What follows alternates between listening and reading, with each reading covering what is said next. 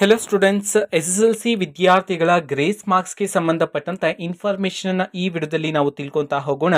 ವಿಡಿಯೋನ ಸ್ಟಾರ್ಟ್ ಮಾಡ್ತೀನಿ. ಅದಕ್ಕಿಂತ ಮೊದಲು ಲೈಕ್ ಮಾಡಿ ಮತ್ತೆ ತಪ್ಪದೆ ಸಬ್ಸ್ಕ್ರೈಬ್ ಮಾಡ್ಕೊಳ್ಳಿ.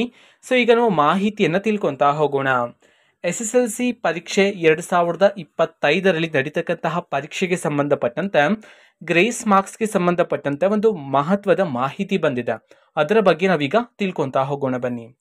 ಸೊ ಕಳೆದ ವರ್ಷದಲ್ಲಿ ಎಲ್ಲ ವಿದ್ಯಾರ್ಥಿಗಳಿಗೆ ಪಾಸ್ ಆಗೋದಕ್ಕೆ ಇನ್ನು 1 ಮಾರ್ಕ್ಸ್ ಬೇಕಾಗಿದ್ರೆ ಅಥವಾ 2 ಮಾರ್ಕ್ಸ್ ಬೇಕಾಗಿದ್ರೆ 2 ಮಾರ್ಕ್ಸ್ ಗ್ರೇಸ್ ಮಾರ್ಕ್ಸ್ ಅನ್ನ ಕೊಟ್ಟು ಪಾಸ್ ಮಾಡ್ತಿದ್ರು. ಬಟ್ ಈಗ ಶಿಕ್ಷಣ ಇಲಾಖೆ ಕಡೆಯಿಂದ ಒಂದು ಬಿಗ್ ಅಪ್ಡೇಟ್ ಅನ್ನ ತಿಳಿಸಿರ್ತಕ್ಕಂಥದ್ದು. ಸೊ ಅದು ಏನಂತಂದ್ರೆ, ಈ ವರ್ಷದಿಂದ ಗ್ರೇಸ್ ಮಾರ್ಕ್ಸ್ ಅನ್ನ ನೀಡೋದಿಲ್ಲ ಅಂತ ಹೇಳಿ ಶಿಕ್ಷಣ ಇಲಾಖೆ ಕಡೆಯಿಂದ ಮಾಹಿತಿಯನ್ನ ತಿಳಿಸಿರ್ತಕ್ಕಂಥದ್ದು. ಅಂತಂದ್ರೆ ಈಗ ನೀವೇನಾದ್ರು ಪರೀಕ್ಷೆಯಲ್ಲಿ ನೀವೇನಾದ್ರು ಪಾಸ್ ಆಗೋದಕ್ಕೆ ಇನ್ 1 ಮಾರ್ಕ್ಸ್ ಬೇಕಾಗಿದೆ ಅಂತಿದ್ರೆ, ಸೊ ಆ 1 ಮಾರ್ಕ್ಸ್ ಅನ್ನ ನಿಮ್ಗೆ ಗ್ರೇಸ್ ಮಾರ್ಕ್ಸ್ ಆಗಿ ಈಗ ಕೊಡೋದಿಲ್ಲ. ನೀವು 1 ಮಾರ್ಕ್ಸ್ ಕಡಿಮೆ ತೆಗೆದಿದ್ರು ಪಾಸ್ ಆಗೋದಕ್ಕೆ ನೀವು ಫೇಲ್ ಅಂತ ಹೇಳಿ ಕನ್ಸಿಡರ್ ಮಾಡಲಾಗುತ್ತೆ ಅಂತ ಹೇಳಿ ತಿಳಿಸಿರ್ತಕ್ಕಂಥದ್ದು.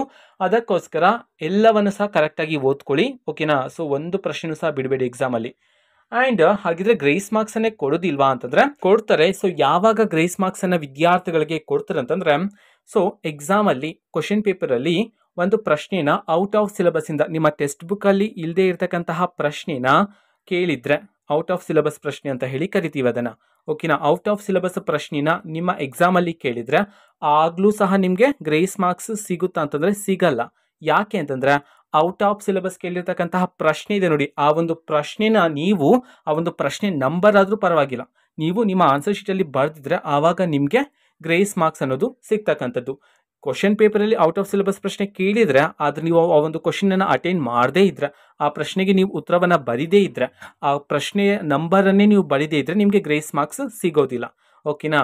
ಅದಕ್ಕೋಸ್ಕರ ಪ್ರಶ್ನೆ ಪತ್ರಿಕೆಯಲ್ಲಿ ಇರ್ತಕ್ಕಂತಹ ಎಲ್ಲಾ ಕ್ವಶನ್ಸ್ ಅನ್ನ ಅಟೆಂಡ್ ಮಾಡಿ, ಓಕೆನಾ. ಸೊ ಅದಕ್ಕೆ ಸಂಬಂಧಪಟ್ಟಂತೆ ಆನ್ಸರ್ ಗೊತ್ತಿಲ್ಲ ಅಂತಿದ್ರು ಅದರ ರಿಲೇಟೆಡ್ ಆನ್ಸರ್ ಅದನ್ನು ಸಹ ಬರೆಯೋದಕ್ಕೆ ಟ್ರೈ ಮಾಡಬೇಕು ವಿದ್ಯಾರ್ಥಿಗಳು, ಓಕೆನಾ. ಸೊ ಇಂತಹ ಸಿಚುವೇಶನ್ಸ್ ಅಲ್ಲಿ ಔಟ್ ಆಫ್ ಸಿಲೆಬಸ್ ಪ್ರಶ್ನೆನ ಕೇಳಿದ್ರೆ ಸೊ ಆವಾಗ ಮಾತ್ರ ವಿದ್ಯಾರ್ಥಿಗಳಿಗೆ ಆ ಪ್ರಶ್ನೆಗೆ ಎಷ್ಟು ಮಾರ್ಕ್ಸ್ ಗ್ರೇಸ್ ಮಾರ್ಕ್ಸ್ ಬರುತ್ತೋ ಅದನ್ನ ವಿದ್ಯಾರ್ಥಿಗಳಿಗೆ ನೀಡ್ತಾರೆ ನಮ್ಮ ಶಿಕ್ಷಣ ಇಲಾಖೆ ಕಡೆಯಿಂದ, ಓಕೆನಾ. ಇಲ್ಲ ಅಂತಂದ್ರೆ ವಿದ್ಯಾರ್ಥಿಗಳಿಗೆ ಈ ಬಾರಿ ನೀವೇನಾದ್ರೂ ಮೀನ್ಸ್ ಔಟ್ ಆಫ್ ಸಿಲೆಬಸ್ ಕೊಟ್ಟ ಪ್ರಶ್ನೆ ಕೇಳಿಲ್ಲ, ನಿಮ್ಗೆ ಪಾಸ್ ಆಗೋದಕ್ಕೆ 1 ಅಥವಾ 2 ಮಾರ್ಕ್ಸ್ ಬೇಕಂತಿದ್ರೆ ಆವಾಗ ನಿಮ್ಗೆ ಗ್ರೇಸ್ ಮಾರ್ಕ್ಸ್ ಅನ್ನ ಈ ವರ್ಷದಿಂದ ನೀಡೋದಿಲ್ಲ ಅಂತ ಹೇಳಿ ಮಾಹಿತಿಯನ್ನ ತಿಳಿಸಿರ್ತಕ್ಕಂಥದ್ದು.